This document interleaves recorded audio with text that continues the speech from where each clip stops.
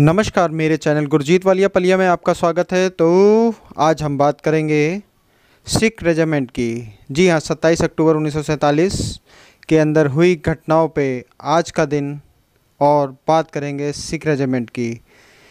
एक ही घर के दो बेटे, एक फ़ौज में एक खेत में। जी हाँ, इसीलिए नारा आपने सुना होगा, जय जवान जय किसान का। धरती का सीना चीर के एक अन्न उपजाता है और एक सीने पे गोली खा के देश की सुरक्षा की निगरानी करता है। तो हम इस फौजियों को आज नमस्कार करते हैं। जय हिंद, जय भारत, वाहिगुरु जी का खालसा, वाहिगुरु जी की फतेह। तो आइए देखते हैं इन फौजियों के जज्बे को और जानते हैं सिख रेजिमेंट को।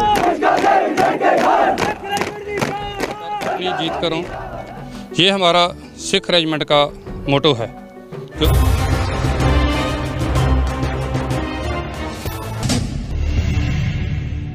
लक्ष्य कोई भी हो, हालात कैसे भी हो, चुनौती कितनी भी मुश्किल क्यों ना हो,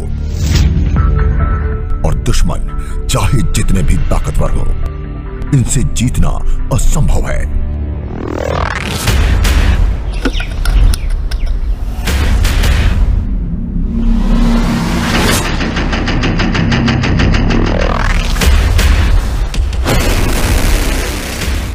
ये है इंडियन आर्मी की सबसे ताकतवर रेजिमेंट्स में से एक, सिख लाइट इन्फेंट्री, जिसका इतिहास नामुमकिन को मुमकिन बनाने वाली वीर गाथाओं से भरा है। दुश्मनों में खौफ पैदा करने वाली 163 साल पुरानी इस रेजिमेंट के बारे में दो बातें मशहूर हैं। पहली बात, काम कितना भी कठिन हो, ये कभी ना नहीं कहते। और दूसरी बात, लक्ष्य हासिल किए बिना वापस नहीं लौटते। हमारे जो ट्रूप्स हैं, इनके डिक्शनरी में ना नाम का कोई शब्द नहीं। जैसे भी हो, काम होके रहेगा, किसी भी तरीके से होके रहेगा, और यही इनकी एक स्ट्रेंथ है। हमारे जवान जो हैं वो सिख कौम को बिलोंग करते हैं, जिनको कि मार्शल रेस बुलाया जाता है। इनके खून में ही बहादुरी, वीरता, जोश जैसी अन्य क्षमताएं हैं जो कि इनको बाकी सबसे अलग करती हैं। आपके शरीर में खून बहता है, इनके शरीर में खून के साथ साथ देशभक्ति बहती है। ये जीते हैं तो सिर्फ देश की रक्षा के लिए, ये मर मिटते हैं तो सिर्फ नाम, नमक और निशान के लिए।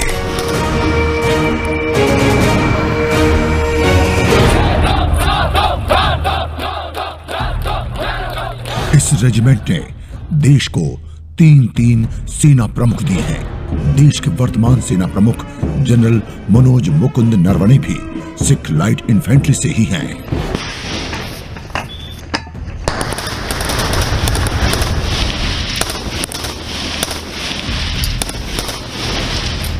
आज आप न सिर्फ सिख लाइट इन्फेंट्री के गौरवशाली इतिहास का गवाह बनेंगे, बल्कि ये भी देखेंगे कि आखिर इस रेजिमेंट में कैसे तैयार किए जाते हैं युद्ध के मैदान में इतिहास रचने वाले योद्धा।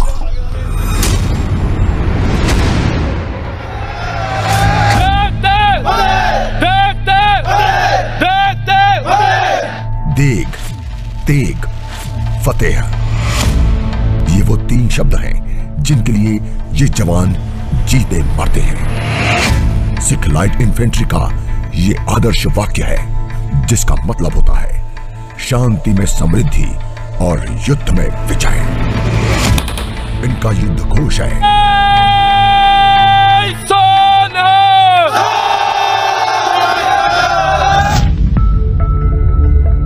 सिख लाइट इन्फेंट्री की स्थापना वर्ष 1941 में हुई थी, लेकिन इनका इतिहास 163 वर्ष पुराना है। उस वक्त इस रेजिमेंट को सिख पायोनियर्स के नाम से जाना जाता था। सिख पायोनियर्स से सिख लाइट इन्फेंट्री बनने की कहानी भी कम दिलचस्प नहीं है। हमारे पूर्वज हैं सिख पायोनियर्स। इनकी 23वीं और 32वीं बटालियन 1857 में खड़ी की गई थी। उसके कोई 30 साल बाद 1887 में इनकी 3री सिख पायोनियर्स बटालियन खड़ी की गई थी। तकरीबन कोई 75 साल के इतिहास में सिख पायनियर्स ने दुनिया के कई कोनों में ऑपरेशंस किए, जिसमें कि इनको 35 बैटल ऑनर्स और थिएटर ऑनर्स से सम्मानित किया गया। 1932 में इनको डीमोबिलाइज कर दिया गया, लेकिन जब दूसरे विश्व युद्ध में इंग्लैंड को और फोर्सेस की ज़रूरत पड़ी तो उनका ध्यान फिर से सिख पायनियर्स के ऊपर गया और उन्होंने हमारी रेजिमेंट सिख लाइट इन्फेंट्री को रेज़ किया और पहली बटालियन हमारी रेज़ हुई थी 1 अक्टूबर 1941 में। वर्ष 1971 के भारत पाकिस्तान युद्ध में सिख लाइट इन्फेंट्री ने कैसे इतिहास रचा था, किस तरह इस रेजिमेंट ने पाकिस्तान के खिलाफ युद्ध में गुरु गोविंद सिंह के विजयी मंत्र 1.25 लाख से 1 लड़ाऊं को सच साबित कर दिखाया था। दूसरे विश्व युद्ध में इनकी वीरता का लोहा कैसे पूरी दुनिया ने माना था। युद्ध के मैदान में सिख लाइट इन्फेंट्री की ऐसी शौर्य गाथाएं आपको आगे दिखाएंगे, लेकिन उससे पहले दिखाते हैं आखिर ऐसी शौर्य गाथा को गढ़ने वाले जवानों को कैसे गढ़ा जाता है। ये सब कुछ आज आप देखेंगे उत्तर प्रदेश के फतेहगढ़ में सिख लाइट इन्फेंट्री सेंटर में। यहाँ इन युवाओं को योद्धा बनाने की कला सिखाई जा रही है। ये वो नौजवान हैं जिन्हें इस रेजिमेंट की महान परंपरा को आगे बढ़ाने का मौका मिला है। सुबह से रात तक एक रिक्रूट का 24 घंटा कैसे गुजरता है, अब ये जानना भी जरूरी है।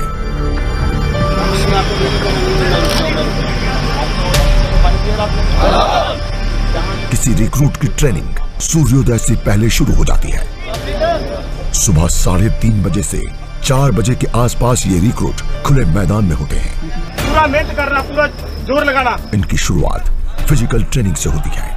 ट्रेनर से हमें ये भी पता चला है कि अब से थोड़ी देर में इनके बीच क्रॉस कंट्री रेस होने वाली है। भागना दौड़ना हमारा काम है।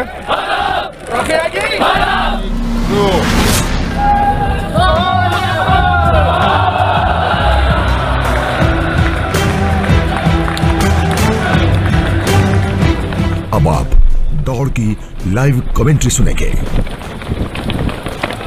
दौड़ शुरू हो चुकी है। अंधेरा छटता जा रहा है। इस दौड़ में सभी प्रतियोगी को अपनी ट्रेनिंग में 10 किलोमीटर की क्रॉस कंट्री को पूरा करना होगा। इस टेस्ट के लिए किसने कैसी तैयारी की है, इस सवाल का जवाब थोड़ी ही देर में मिलने वाला है। सामने 6 घेरे हैं जिनमें 10, 8, 6, 4, 2 और 0 मार्क्स मिलेंगे। इसके बाद जो आएगा उसे नेगेटिव मार्क वाले घेरे में बैठना होगा।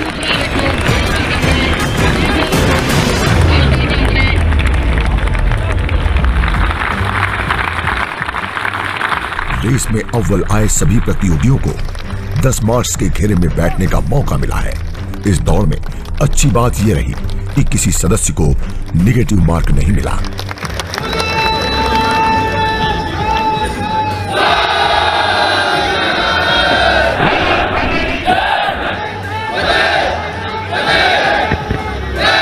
इस बैच का बहुत अच्छा प्रदर्शन रहा। ये हर एक बैच के लिए क्रॉस कंट्री मैंडेटरी है।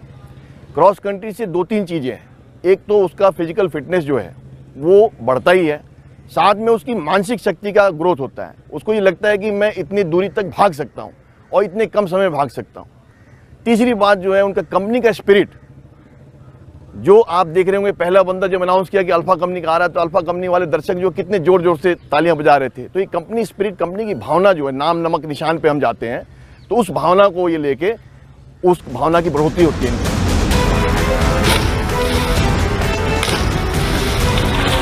एक सामान्य युवक को सिर्फ 9 महीने में योद्धा बना देना जो किसी मोर्चे पर कभी पीछे न हटे, इतना आसान नहीं है। इसके लिए आग में तपना पड़ता है, हर मुश्किल चुनौतियों से लड़ना पड़ता है और नए रिक्रूट्स को इन्हीं चुनौतियों से लड़ना सिखाते हैं सिख लाइट इन्फेंट्री के ये महारथी।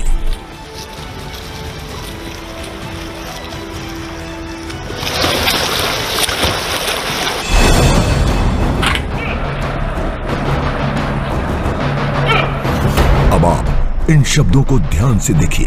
यहाँ लिखा है, ट्रेनिंग में पसीना बहाओ, लड़ाई में खून बचाओ। यानी ट्रेनिंग में जितना पसीना बहता है, लड़ाई में उतना ही खून बचता है। और यहाँ के उस्ताद अपने जवानों के खून की हर बूंद बचाना चाहते हैं ताकि ये देश की रक्षा के लिए काम आ सके। ये युद्ध जीतने की रणनीति का एक हिस्सा है। हम ट्रेनिंग जो कंडक्ट कराते हैं इसको 3 एस्पेक्ट में कराते हैं, physical aspect, mental aspect and moral aspect. तो जो हम फिजिकल, सबसे पहले आता है फिजिकल एस्पेक्ट। अब इसमें हम जो 5 कंपोनेंट का डेवलपमेंट करते हैं, इसमें उनको ट्रेनिंग इस तरीके से कराते हैं कि ना सिर्फ वो मानसिक रूप से बल्कि वो शारीरिक रूप से भी इतना मजबूत हो सके कि चाहे वो वार टाइम हो चाहे पीस टाइम हो, उसको उस ड्यूटी को अपनी बड़ी आसानी से निभा सके। सिख लाइट इन्फेंट्री में नए जवानों को किस टीम में जगह मिलेगी, इसका फैसला उनकी कमजोरियों के आधार पर किया जाता है ताकि उस कमजोरी को दूर किया जा सके।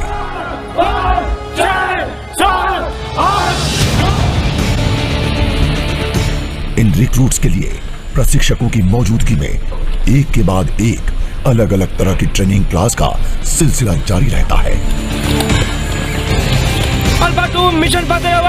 इस समय एक नए ग्रुप को युद्ध के मैदान में दुश्मनों पर फतेह की कला सिखाई जा रही है, लेकिन लड़ाई के कई दूसरे दांव पेच सीखने भी जरूरी है। चाहे हैंड ग्रेनेड फेंक कर दुश्मन को तबाह करना,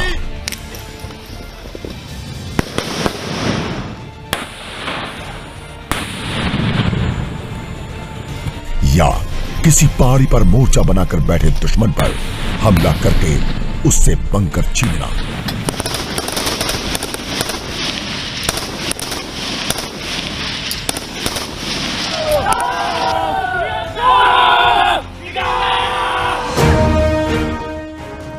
शाम हो रही है और ये रिक्रूट एक थका देने वाले रूट मार्च के लिए तैयार हो रहे हैं।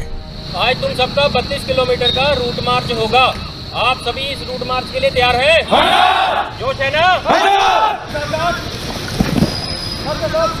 बेहसीबा बड़े मोहे है, मन से कबहू ना डरो। ये सभी रिक्रूट पूरे अनुशासन के साथ बिना विचलित हुए 32 किलोमीटर के रूट मार्च पर निकल पड़े। इस लक्ष्य को पूरा करने में इनकी ताकत बन रही है गुरु गोविंद सिंह की प्रेरक पंक्तियां। एक इन्फेंट्री यानी पैदल सेना को मैदानी जंग में सबसे ज्यादा चुनौतीपूर्ण काम करना पड़ता है, इसलिए इनकी तादाद सेना में सबसे ज्यादा होती है। मुझे सर 7 महीने हो गए और मैंने अपनी 22 वीक की ट्रेनिंग पूरी कर ली। ये मेरा बचपन से सपना था कि मैं भी एक बड़ा होकर आर्मी में भर्ती हूँ और अपनी मातृभूमि के लिए कुछ करूँ। शुरू में सर सबको दिक्कत होती है, पर जैसे जैसे हमने फिजिकल ट्रेनिंग करनी शुरू की, हमारी बॉडी स्ट्रॉन्ग बनी और जैसे जैसे हमने ट्रेनिंग को सीखा और इससे अब अच्छा लगता है कि हम नई नई चीज़ें यहाँ पर सीख रहे हैं। जी, मैंने यहाँ पर अपनी 17 वीक की जो ट्रेनिंग है पूरी कर ली है। मेरी फैमिली में कोई भी फ़ौज में नहीं था। मेरे गांव में बहुत से फ़ौजी हैं, उनको देखकर मेरे भी मन में शौक़ उठा और मैं फ़ौज में आया। ट्रेनिंग में सभी को बहुत सारी मुश्किलें आती हैं, लेकिन एक अच्छा सिपाही और अच्छा सैनिक वही होता है जो अब इन मुश्किलों को पार करके अपनी टास्क को पूरा करता है और ट्रेनिंग को पूरा करता है। मौजूदा दौर में आमने सामने की लड़ाई में ज्यादा बड़ी चुनौती है आतंकवाद और घुसपैठ। ज्यादातर आतंकवादी अंधेरे में घुसपैठ की कोशिश करते हैं या फिर सीमा पार से गोलीबारी भी रात के समय में ही ज्यादा होती है। इसलिए रेजिमेंट के नए रिक्रूट को खास तौर पर रात में अचूक निशाना लगाना सीखना होता है। कौन आता? पहचान के लिए आगे बढ़। यहाँ हर जवान को 15 गोलियां दी गई हैं। बिल्कुल ठोकनियां 15 दे विच। इस अंधेरे में उन्हें टारगेट पर निशाना साधना है 15 में से जिसकी ज्यादा गोलियां टारगेट पर लगी उसका प्रदर्शन उतना अच्छा माना जाएगा।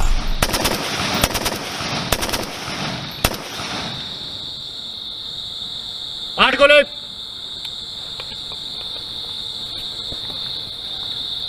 आठ गोले। हरि सिंह नलवा का नाम सुना आप लोगों ने?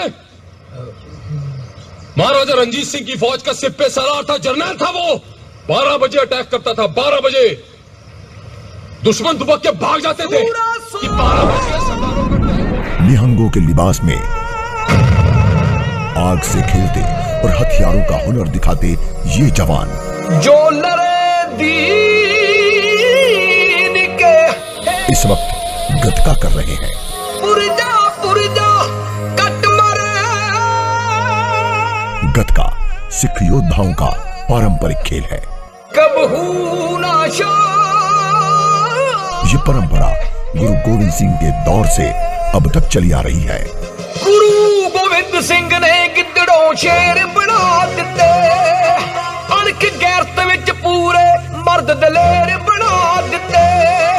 सिख लाइट इन्फेंट्री में रामदासिया और मजहबी सिखों को जगह मिलती है।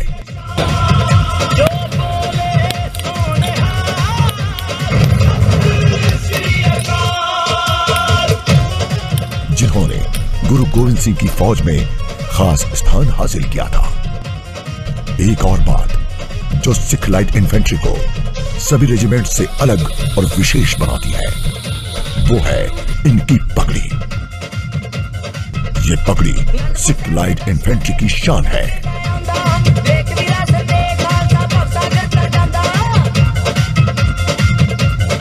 जवान की पगड़ी का रंग केसरिया है। पगड़ी सिख सैनिक के गौरव का प्रतीक है। जिस तरह आग की चमक दूर से देखने को चमकती है, ठीक इसी तरह सिख लाइट इन्फेंट्री रेजिमेंट का जवान केसरिया रंग की पगड़ी पहने हुए दूसरी रेजिमेंटों से कहीं अलग दिखाई देता है। इस विशेष पगड़ी के साथ 26 जनवरी को राजपथ पर जब भी सिख लाइट इन्फेंट्री की परेड निकलती है, सबका ध्यान इन जवानों की तरफ होता है। इस बार भी गणतंत्र दिवस पर सिख लाइट इन्फेंट्री में मार्चिंग दस्ते ने शानदार परेड कर सबको प्रभावित किया। लेकिन इस परेड के लिए एक जवान को खूब पसीना बहाना पड़ता है। हमारे रेजिमेंट की जो ड्रिल है वो बेहतरीन है। जो हमारे ट्रूप्स हैं उनकी जो पर्सनैलिटी है वो उभर के सामने आती है। इसका खास कारण है जो वेशभूषा है, उस पे जो साज सज्जा का सामान लगता है जिसको हम अकूटरमेंट्स भी बोलते हैं, वो काफ़ी उभर के सामने आता है। और जो उनके लंबे चौड़े कद का जो डॉल डील है उनके शरीर का, वो भी काफ़ी अच्छे तरीके से ड्रिल में इस्तेमाल किया जाता है। तो ये सब कुछ मिला के जो हमारे रेजिमेंट की ड्रिल है वो काफ़ी बेहतरीन होती है।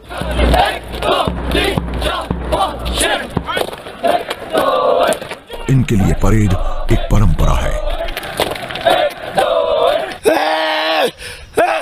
पराक्रम एक प्रण है और आस्था एक पर्व है।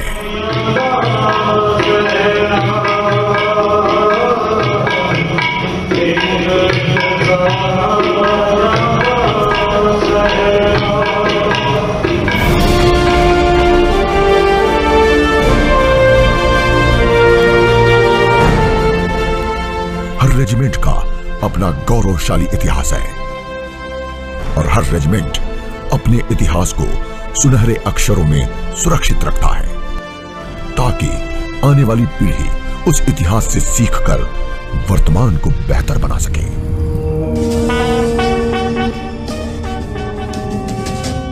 हमारा झंडा इसलिए नहीं फहराता क्योंकि हवा चलती है। यह हर उस जवान की आखिरी सांस से फहराता है जो उसकी रक्षा में अपने प्राण न्योछावर कर देता है।